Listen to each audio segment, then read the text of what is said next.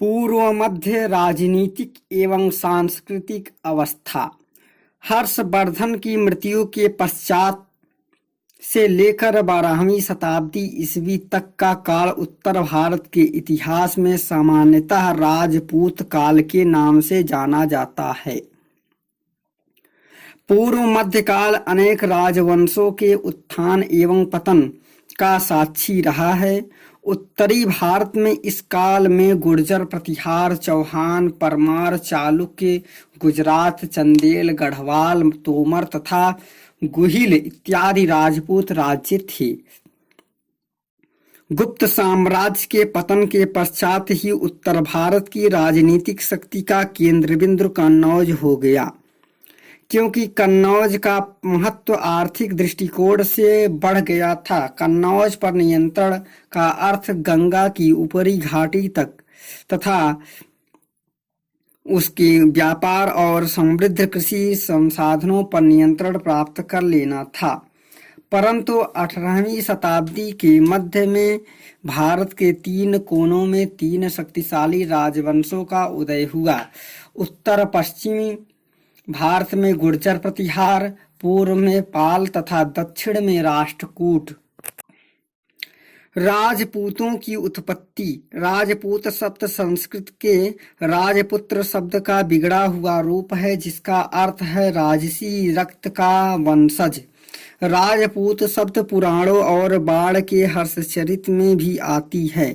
9वीं तथा 10वीं शताब्दियों के कुछ अभिलेखों से ज्ञात होता है कि उस समय राज्य करने वाले राजपूत परिवारों का उद्भव सूर्यवंशी राम और चंद्रवंशी कृष्ण से हुआ था। अभिलेखों में ग्वालियर एवं ऐल्होल अभिलेख तथा साहित्य में नय चंद्रसूर का हम्मीर महाकाव्य, पद्मगुप्त एवं नवसंहार चरित, हलायुध की पिंगल सूत्रवृत्ति, कुमार पाल चरित, वर्ण रत्नाकर एवं पृथ्वीराज रासो राजपूतों के बारे में जानकारी देते हैं। सामान्यतः 7वीं से 12वीं शताब्दी के उत्तर भारत के इतिहास में राजपूत काल के नाम से जाना जाता है। कल्लड़ की राजतरंगड़ी में 36 राजपूत कुलों का वर्णन मिलता है।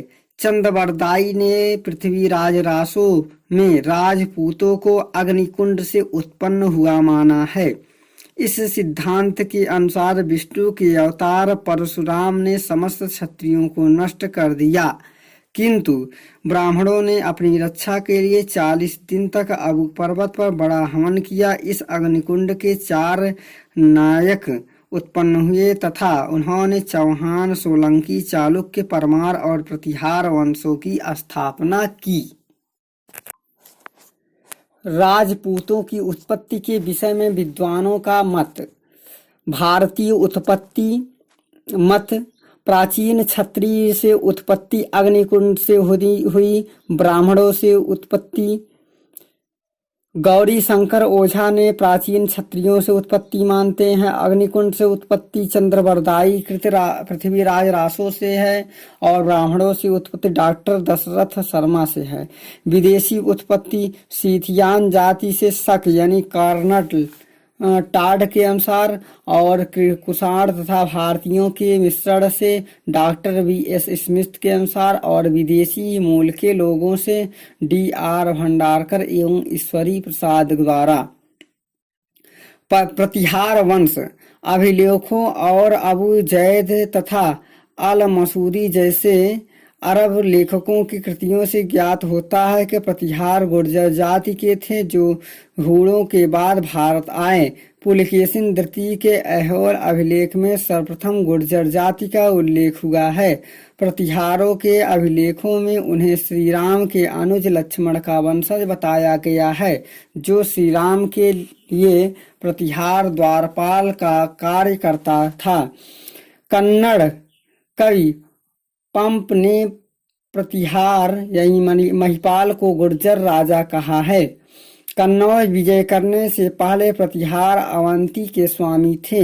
नागभट्ट प्रथम 730 से 756 ईस्वी संभवतः नागभट्ट प्रथम ही प्रतिहार वंश का संस्थापक था। उसके विषय में ग्वालियर अभिलेख से जानकारी मिलती है। प्रतीत होता है कि उसने अरबों को सिंध से आगे नहीं जाने बढ़ने दिया। उसने अपने उत्तराधिकारी को एक शक्तिशाली राज्य सौंपा जिसमें मालवा और राजपूताना तथा गुजरात को कुछ भाग सम्मिलित थे। वत्सराज यानी 783 से 795 ईस्वी नागभट्ट प्रथम के पश्चात उसके दो भतीजे यानी कुक्कुक और देवराज शासक बने। इन शासकों के विषय में लगभग कुछ भी ज्ञात नहीं है। देवराज का पुत्र उत्तराधिकारी वत्सराज एक शक्तिशाली व महत्वाकांक्षी शासक हुआ। वह उत्तरी भारत में एक साम्राज्य स्थापित करना चाहता था। उसने भंडी जाति के पराजित करके कन्नौज पर अधिकार कर लिया तथा वहां के शासक इंद्रायुध को हराकर उसने बंगाल के राजा धर्मपाल को भी पराजित किया।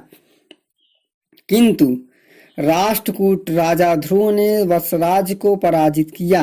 नागभट्ट द्वितीय यानी 795 से 863 ईस्वी ग्वालियर के अभिलेख से ज्ञात होता है कि आंध्र, सैंधव, विदर्भ और कलिंग के शासकों ने उसके सामने आत्मसमर्पण किया।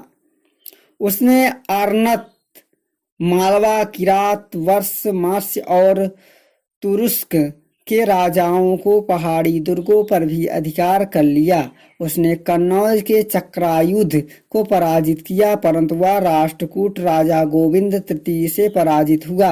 Doctor R.C. मजुमदार का मत है कि वत्सराज और नागभट्ट द्वितीय ने एक प्रांतीय राज्य को पहली श्रेणी की सैनिक तथा राजनीतिक शक्तियों में पराजित किया।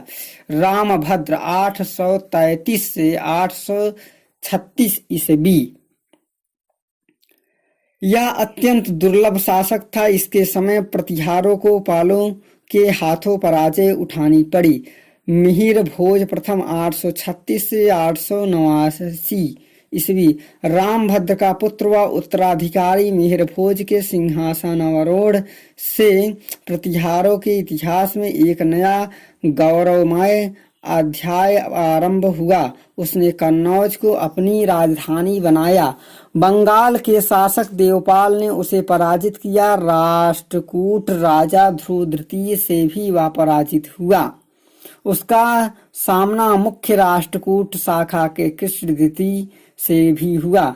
देवपाल बंगाल का शासक की मृत्यु के बाद भूभाग का यानी मिहिर भोज ने उसके उत्तराधिकारी नारायण को पराजित करके उसके बहुत से बड़े भूभाग पर अधिकार कर लिया। मिहिर भोज का साम्राज्य काठियावाड़ पंजाब विषय से विवरण दिया है। वह कहता है कि इस राजा के पास अपार सैनिक संपत्ति थी। वह मुसलमानों का घोर शत्रु था। भोज ने पश्चिम में अरबों के प्रसार की रोक उसने आदिवाराह की उपाधि धारण की। महेंद्रपाल प्रथम 890 से 910 ईस्वी मिहिर भोज के पुत्र व उत्तराधिकारी महेंद्रपाल को निर्भय राज्य भी कहते हैं। उसने मगध और उत्तरी बंगाल का काफी भाग विजित किया। उसका प्रभुत्व सौराष्ट्र तक मान्य था। संभवतः कश्मीर के राजा शंकर वर्मन ने उसके कुछ क्षेत्रों पर अधिकार कर लिया। कपूर मंजरी एवं काव्य मीमांसा या विद्वाशाला भंजिका, बाल रामायण, भुवन कोश, हर विलास के लेखक राजशेखर महेंद्रपाल के गुरु थे। महिपाल 912 से 944 ईस्वी महेंद्रपाल के पुत्र व उत्तराधिकारी भोज द्वितीय को उसके सौतेले भाई महिपाल ने सिंहासन से उतार दिया। वह स्वयं राजा बना। उसे राष्ट्रकूटों का सामना करना पड़ा। बताया गया कि राष्ट्रकूट शासक कृष्ण तृतीय ने कन्नौज को पूर्णतः नष्ट कर दिया। पाल वंशजों ने भी सोन नदी के पूर्वी तट पर अपनी पैतृक प्रदेश को फिर से प्राप्त कर लिया। बगदाद निवासी आलम मसूदी 915 से 916 ईस्वी में गुजरात आया था। महिपाल के उत्तराधिकारी। महिपाल के बाद महेंद्रपाल द्वितीय राजा बना। तत्पश्चात देवपाल, विनयपाल द्वितीय, महिपाल द्वितीय तथा विजयपाल राजा हुआ। विजयपाल के बाद राज्यपाल शासक हुआ। 1018 ईस्वी में जब महमूद गजनवी ने राज्यपाल से के विरुद्ध प्रस्थान किया तो वह भाग गया। चंदेल वंशी गण ने उसके अपमानजनक समर्पण के कारण उसका वध करवा दिया और उसके पुत्र त्रिलोचन पाल को राजा बनाया। इस वंश के अंतिम शासक संभवतः यशपाल था।